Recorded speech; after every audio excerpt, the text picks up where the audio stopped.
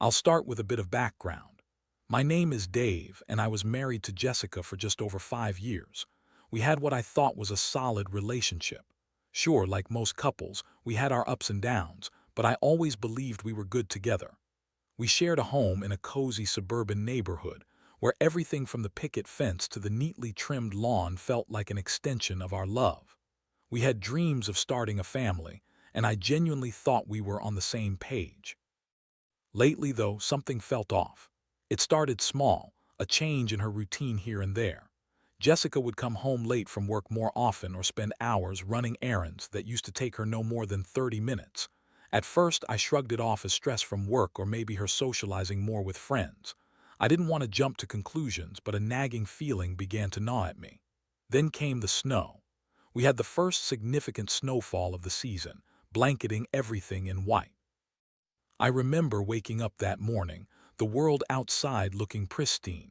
I headed out to shovel the driveway. And while I was at it, I noticed something unusual. There were footprints leading away from our house. They weren't from me. Curiosity piqued, I followed them. The prints were too small to be mine, and they led straight into the woods behind our home. My heart raced as I followed them. I kept telling myself that maybe they belonged to someone else in the neighborhood, but deep down I knew. The prints led to a clearing where I saw something I never expected to find. A car parked with a familiar figure standing next to it. Jessica, and she wasn't alone. I squinted through the snowflakes, hoping my eyes were deceiving me, but they were. She was with another man, laughing in a way that sent a sharp pain through my chest. An intimate moment. I could see them clearly now, and my fists clenched in rage and disbelief. I wanted to chuck my shovel into the snow and confront them right there, but I held back. I needed to know more. They hugged, and as I watched from behind a tree, the man leaned down to whisper something in her ear, and she responded with a smile that didn't belong to me. I felt sick. It was as if the world around me faded, leaving just the bitter chill of betrayal in its wake. When I finally retreated back home, the cold snow under my feet was nothing compared to the coldness building in my heart. When she returned hours later, she acted like nothing had happened. I felt like a volcano ready to erupt, but I held my tongue. I asked her about her day, and she casually said she had been shopping. "Just picked up a few things," she said nonchalantly, tossing her coat aside. I stared at her, lying effortlessly, my heart racing with anger, disappointment, and confusion. I wanted to scream, to shake her, and demand the truth. Instead, I told myself to wait. I needed a plan.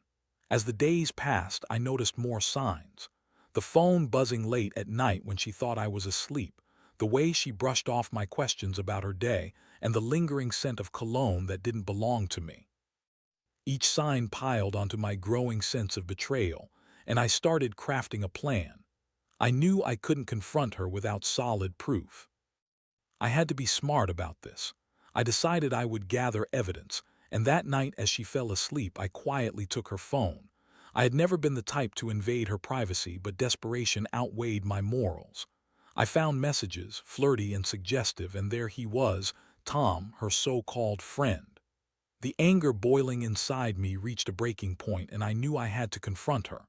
I couldn't let this go. The next day, I prepared myself for the confrontation, rehearsing in my mind what I would say. I'd make her admit to it all. I would demand answers.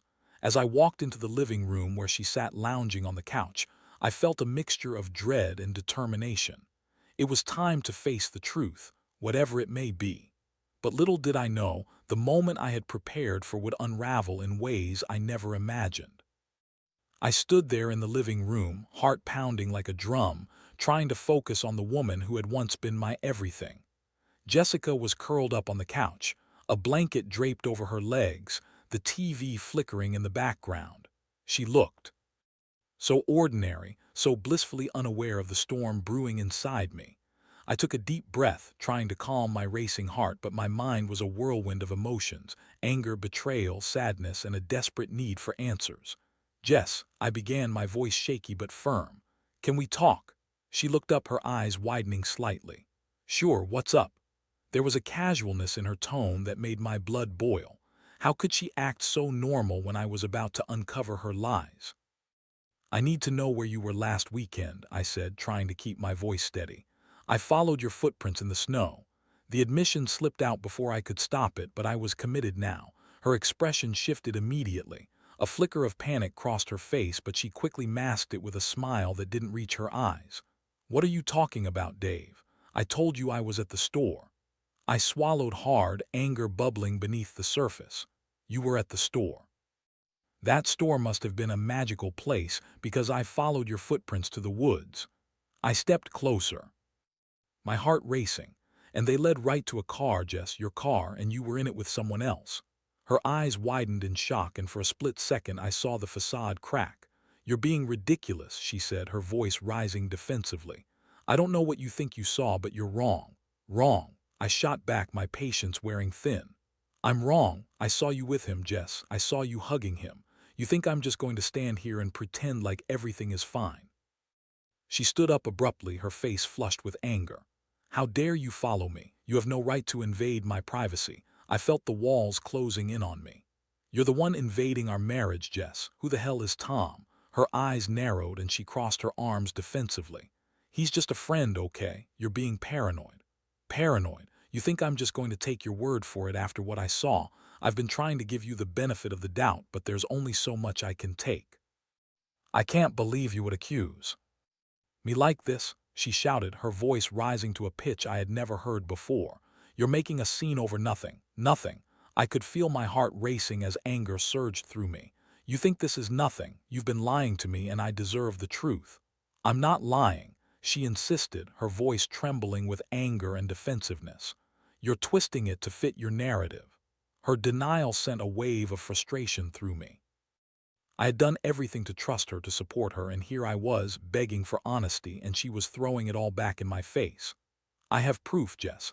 I have messages from him on your phone, flirty messages, so don't tell me I'm twisting things.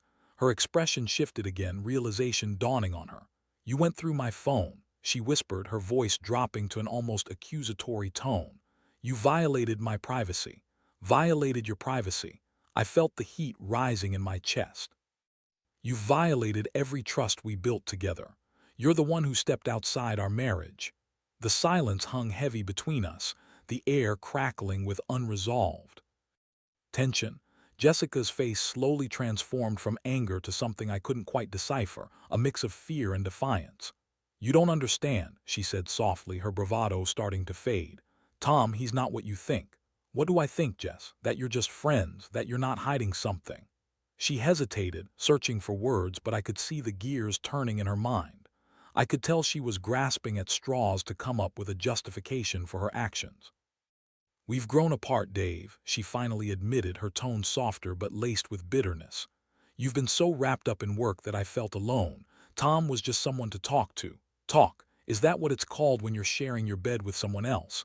I spat, unable to contain my anger any longer. What the hell happened to us, Jess?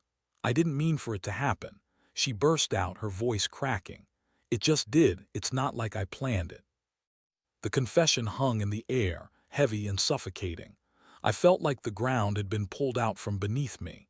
Everything I thought I knew about my wife, my life, had collapsed in an instant. My mind raced, grappling with anger and betrayal, but also an overwhelming sadness that threatened to consume me.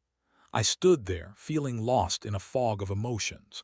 The realization that the woman I had loved, the woman I had planned a future with, had chosen to betray me sent waves of heartbreak crashing over me. I had to make a decision. This was the turning point. I could feel it. As I looked at her, still trying to defend her actions, I knew we were standing at a crossroads. The question lingered in the air. What would I choose to do next? After that explosive confrontation, I felt like I was trapped in a nightmare, and the only thing I wanted was to wake up. I had never imagined my life could spiral into chaos so quickly. Jessica, the woman I married, had broken the vows we promised to each other. Every moment we'd shared, every laugh and tear, seemed tainted now. The betrayal hung between us like a thick fog, suffocating any remnants of the love we had once shared. Dave, please, Jessica pleaded, her voice shaking. As she stepped closer, I never wanted to hurt you, I felt so alone. Can't we work through this?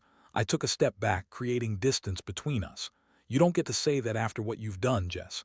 You had plenty of opportunities to talk to me before running to someone else. You chose him instead of me." She looked down, her eyes shimmering with tears. "I know I messed up, but I didn't mean for things to go this far. You have to believe me." "Believe you?" I scoffed, the bitterness pouring from my lips. "You think this is about belief now? You've lost my trust completely. It's not just a mistake. You crossed a line. You betrayed me." "I was lonely," she cried out, her voice breaking. "You never paid attention to me anymore. You were always working, always distracted. I felt like I'd lost you." Her words struck a chord, and a part of me wanted to feel sympathy, to understand her reasoning. I had been busy with work, trying to ensure we had a stable future, but I never intended to neglect her. Yet none of that justified her actions. "So you decided to cheat? That was your solution?" "I didn't think of it like that at the time," she said, frustration creeping into her tone. "I just needed someone. Tom was there when you were." "Are you still seeing him?" I asked, needing to know the extent of her betrayal. She hesitated, and in that moment of silence my worst fears were confirmed. "No, I swear, not anymore." She finally blurted out, her voice filled with desperation. "I ended it when I realized how much I loved you. I was in a bad place." I felt my anger morphing into something deeper, sadness, a profound sense of loss. "You loved me, and you thought cheating was the way to show it. You didn't even try to talk to me about how you felt. You just gave up." "I was afraid," she shouted, tears streaming down her cheeks. It was a sight that tugged at my heart, but I didn't let it sway me. "I didn't want to lose you, so I thought if I found another source of comfort, it would help." "And it did what, Jess?" "Help you lose me faster," I retorted, my voice rising. "You think I'm just going to forgive you because you're crying now?" "I'm not asking you to forgive me," she replied, her voice now softer, almost pleading. "I'm asking you to understand how I felt. I never meant to hurt you."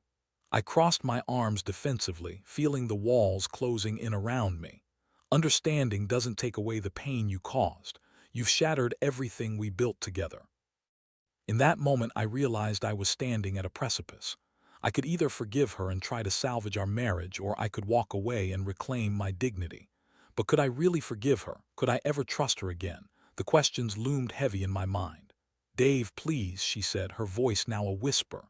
"Let's go to couples therapy. I want to make this work. I love you and I don't want to lose you." The proposition hung in the air, and I could see the sincerity in her eyes. But love wasn't enough to erase the betrayal. "What you did can't just be fixed with therapy, Jess. It's not that simple. You broke my heart, and that's going to take time to heal. I don't know if I'm ready to fight for something that feels so broken."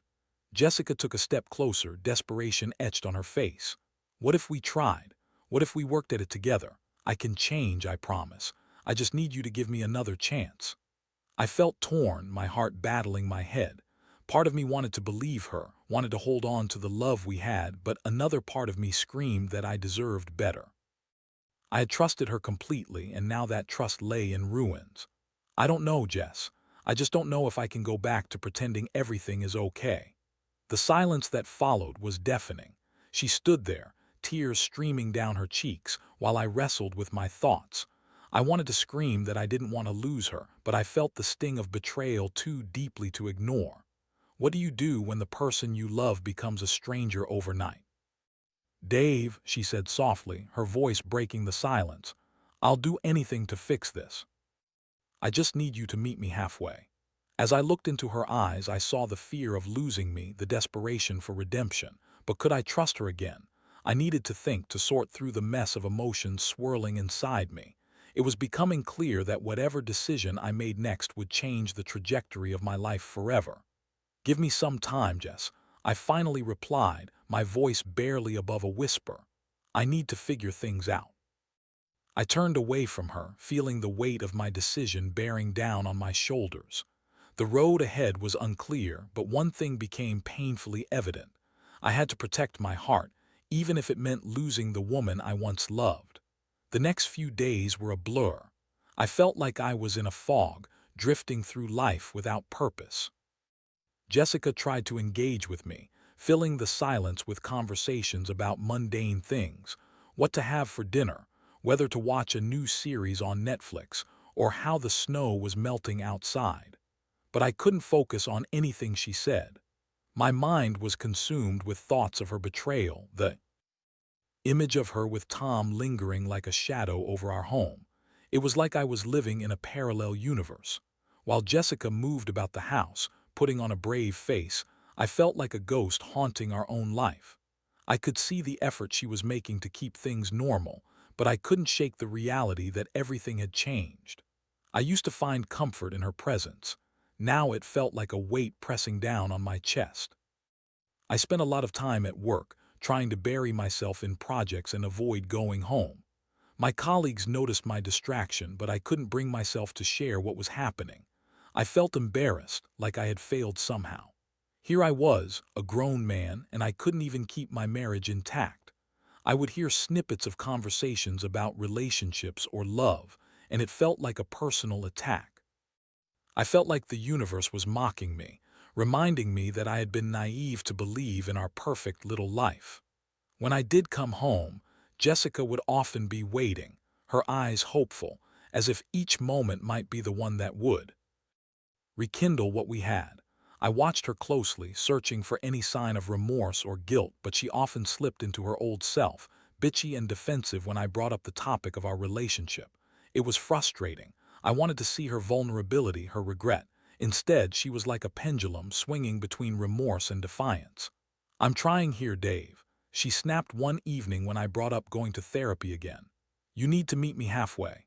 "Meet you halfway," I countered, my voice rising. "You're the one who broke our vows. I'm the one left picking up the pieces of my broken heart. You talk about trying like it's a simple fix. You broke my trust, Jess." She rolled her eyes, her frustration boiling over. "You're being dramatic. You're not the only one who has been affected here. I messed up, but I'm trying to make it right. And I'm trying to process how the woman I love became someone who would lie and cheat." I shot back, the anger coursing through my veins.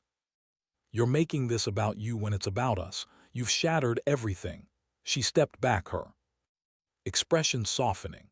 "I know I messed up. I'm truly sorry. I don't want to lose you, can't you see that?" There it was again, the plea for understanding. I wanted to scream that I didn't want to lose her either, but how could I trust her again? Each time she proclaimed her love, I was reminded of the emptiness that lay between us. I felt like I was trapped in a cycle of hurt, and the more we talked, the more I felt like I was losing myself. I began to withdraw further, finding solace in solitude. I started taking long walks in the nearby park, the cold air biting at my skin, but it was a welcome distraction from the chaos at home. I would see families playing in the snow, couples holding hands, and it drove the knife deeper into my heart. I envied their happiness, their ease in being together. I replayed memories of Jessica and me in my mind, the laughter we shared, and the hopes we had for the future. It felt like a cruel joke.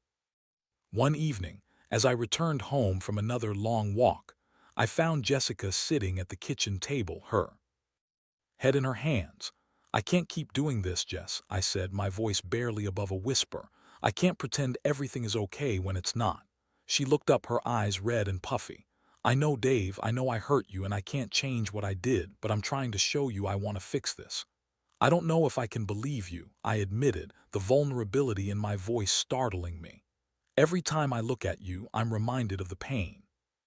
It's like I'm living in a constant state of betrayal." "I hate that I hurt you," she replied, tears streaming down her face. "I never wanted this for us. I don't want to lose you." We sat in silence, the weight of our reality pressing down on us. I felt a part of me wanting to reach out and comfort her, wanting to believe that we could still salvage something from the wreckage. But another part screamed at me to be cautious. How could I jump back in when the trust was still so fragile? "Maybe we need space," I suggested, the words feeling heavy on my tongue. "Maybe we need time to think about what we really want." "Space," she echoed, her expression shifting to confusion. "Are you saying you want to separate?" "I don't know, Jess. I just know that I can't keep doing this. I need to figure out what's best for me." Her face crumpled at my words, and I felt a pang of guilt mixed with the clarity of my decision. I didn't want to hurt her, but I also needed to prioritize my emotional well-being. It felt like a necessary step, even if it broke my heart to admit it. "Please don't do this," she whispered, her voice barely audible. "I love you, and I don't want to lose the life we built together." As I stood there, staring at the woman I once thought I'd spend my life with, I felt a rush of conflicting emotions. I wanted to comfort her, tell her that everything would be okay, but I knew that wouldn't be honest. My heart was still shattered, and I couldn't simply glue the pieces back together without time to heal. "Let's take some time apart," I said softly, my voice heavy with finality. "I need to clear my head and figure out what I want. You deserve to know the truth, too. We both do." The tears fell freely down her cheeks as she nodded, unable to find the words to respond. I turned away, feeling the gravity of my decision settle heavily on my shoulders. I knew this was a crossroads, a necessary step toward healing, but it felt like I was losing a piece of myself in the process. As I walked away, I couldn't shake the feeling of emptiness that followed me. I hoped that space would help us, but I also knew it could just as easily lead to the end of our relationship. And in that moment, I realized that heartbreak was a complex journey, one that often led to painful truths. The days turned into weeks, and the space we had decided upon felt like an eternity. I moved into a spare room in our house, a makeshift separation that allowed us to coexist without the weight of constant reminders of our past. I wanted to believe that taking this time apart would help both of us heal, but the reality was that it felt more like a long, drawn-out goodbye. Jessica and I would pass each other in the hallway, exchanging awkward glances, each of us acutely aware of the invisible wall that had grown between us. The atmosphere was heavy with unspoken words and unresolved feelings. I could feel the tension in the air, a constant reminder of the hurt that lingered in our hearts. I often found myself sitting in the dark, staring at the ceiling, replaying every memory of our time together. Our wedding day, vacations, late-night talks filled with laughter. It made the silence around me even louder. In the quiet of my new space, I began to reflect deeply on our relationship. I thought about the moments leading up to her affair, the subtle signs I had ignored, and the times I had prioritized work over our connection. It wasn't easy to confront my own shortcomings. I realized that while Jessica's actions were unacceptable, I had played a role in the distance that had grown between us. We had been drifting apart long before Tom entered the picture. One evening, I decided to go out for a drink with a close friend, Mike.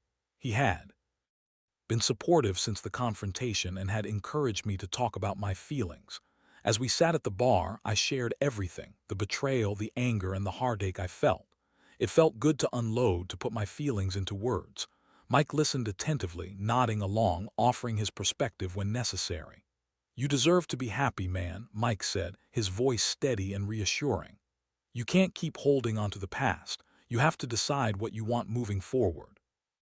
"I don't even know if I can trust her again," I admitted, swirling my drink in thought.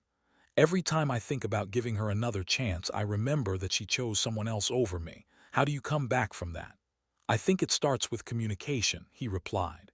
"If you're open and honest about what you both need, you can start to rebuild. But if you're both still holding on to resentment, it's going to be an uphill battle." I nodded, taking in his words. It was clear that open communication was essential, but it felt daunting. I had so many feelings bottled up inside me, and I wasn't sure how to express them without tearing down the fragile framework we had started to build. When I returned home, I found Jessica sitting at the kitchen table, her expression weary. She looked up as I entered, her eyes searching mine. "How was your night?" she asked softly, the tension palpable in the air. "It was okay," I replied, leaning against the wall. "I talked to Mike. He thinks we need to communicate better." She nodded, her gaze dropping to the table. "I agree. I've been thinking a lot, too. I miss you, Dave. I miss us." The honesty in her voice tugged at my heart. "I miss us too, Jess, but I'm scared. I don't know if we can go back to how things were. The trust is gone."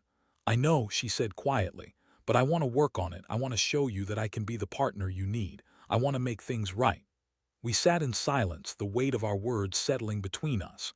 I could see the sincerity in her eyes, the remorse that had been absent during our earlier confrontations. Maybe we could find a way back to each other, but it would take time. A part of me longed for that connection, but another part warned me to be cautious. "Can we talk about what happened?" I finally asked, testing the waters. I mean the affair. I need to understand how it got to that point. She inhaled deeply, her expression shifting to one of vulnerability. It started as a friendship, someone to confide in when I felt lonely. I didn't mean to cross that line. I thought it was harmless. But then it became more. I let myself get carried away, thinking it was filling a void. I was wrong, and I hate myself for it. I felt a surge of anger mingled with sympathy. But you could have come to me, Jess. You didn't have to betray me like that. I know, and I regret it every day. Her voice trembled as she spoke, tears welling in her eyes. I was too caught up in my own pain to see how it was affecting you. I was selfish. The honesty in her admission made something shift inside me. I knew it wouldn't erase the past, but perhaps it was a step towards rebuilding. I need time to process this, I said carefully, but if we're going to move forward, we need to be completely honest with each other. Absolutely, she replied, her voice steady. I'm willing to do whatever it takes. As we continued to talk, the tension began to ease, and I could see a flicker of hope emerging amidst the darkness.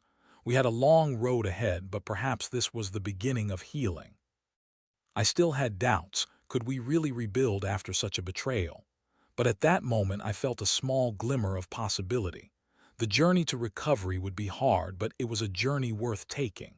I had to believe that we could find a way back to each other, even if the path was rocky. I wanted to fight for us, but I also needed to protect my heart. It was going to take courage, vulnerability, and a willingness to face the truth. And as the night deepened, I realized that while love was complicated, it was also worth the fight. The days that followed our conversation were a mix of hope and trepidation. Jessica and I had embarked on a tentative journey toward rebuilding our relationship. We began setting aside time to talk each night about our feelings, fears, and hopes for the future. It was uncomfortable at first, like walking on eggshells around each other, but slowly we started to find our footing.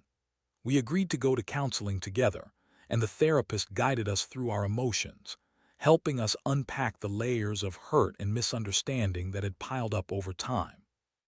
It was enlightening to hear Jessica's perspective on her feelings of loneliness, and I began to share my own struggles with work-life balance and the pressures I had put on myself. The therapist facilitated difficult conversations, forcing us to confront truths we had previously avoided. One session particularly stood out. The therapist asked us to write down our individual needs and wants in the relationship. I had never done anything like that before. When we exchanged our lists, it became clear just how far apart we had drifted. I had written down communication, trust, and affection, while Jessica had written support, attention, and honesty. It was a wake-up call. We had both been so focused on our own pain that we had lost sight of each other's needs. Dave, I want to do better, Jessica said, her voice shaky as she held the paper in her hands. I want to be the partner you deserve. I want that too, Jess, I replied, feeling a swell of emotion. But it's going to take time. I need to see consistent change. I don't want to go through this hurt again. We spent the next few months working diligently on our relationship, attending therapy and engaging in open discussions about our feelings. Jessica made a concerted effort to show me she cared. She would surprise me with little gestures, like cooking my favorite meals or leaving sweet notes around the house. I found myself softening towards her, remembering the reasons I fell in love with her in the first place. However, it wasn't always easy. The past loomed large, and there were moments when doubt crept in. I would catch myself replaying memories of her betrayal, my heart tightening at the thought of what she had done. Whenever that happened, I would remind myself of our progress, of the effort both of us were making to rebuild our trust. It was a slow process, but with every honest conversation, every shared laugh, we were healing together. One afternoon, as we were out for a walk in the park, I felt a warmth spreading through me as I watched Jessica interact with a group of children playing in the snow. You look happy, I said, smiling as I admired the way she laughed freely. It feels good to be outside, she replied, her eyes sparkling. And it feels good to be with you. In that moment, I realized that while the scars of betrayal would always be a part of our story, they didn't have to define our future. I took her hand, feeling a sense of unity that had been absent for so long. We were survivors, learning to navigate our way through the wreckage together, and that was something worth fighting for. As we walked, I began to envision our future again. It wouldn't be perfect, I knew that, but I could see the possibility of rebuilding something even stronger than before. I had learned the importance of communication and vulnerability, and I hoped to carry those lessons forward. When we returned home, I felt the urge to make a declaration to solidify our renewed commitment to each other. Jess, I started, taking her hands in mine. I want us to move forward together. I see how hard you're trying, and I want to try too, but we have to keep being honest with each other no matter how difficult it gets. I agree, Dave, she replied, her eyes earnest. I want us to be a team. I don't want to lose you again. I will always fight for us. As I looked into her eyes, I saw the sincerity that had been missing before. I felt a glimmer of hope that we could rebuild our relationship. It would take time, patience, and a lot of hard work, but for the first time in a long while, I felt optimistic about our future. In the days that followed, we continued to forge new paths together, learning from our mistakes while cherishing the love we still had for one another. We would always carry the weight of our past, but we wouldn't let it define us. Instead, we would let it be a catalyst for growth, for deeper understanding, and for a love that, while tested, had emerged stronger. Looking back, I learned that heartbreak can lead to profound insights, and that relationships are a continuous journey of growth and learning. I hope that others facing similar challenges can find the courage to confront their pain and work towards healing. Love is complex, but if you're willing to fight for it, it can also be incredibly rewarding. As I sat on the couch next to Jessica, her head resting on my shoulder, I realized that we were not just surviving, we were thriving together. And in that moment, I knew we had a chance to rebuild a love that was even stronger than before.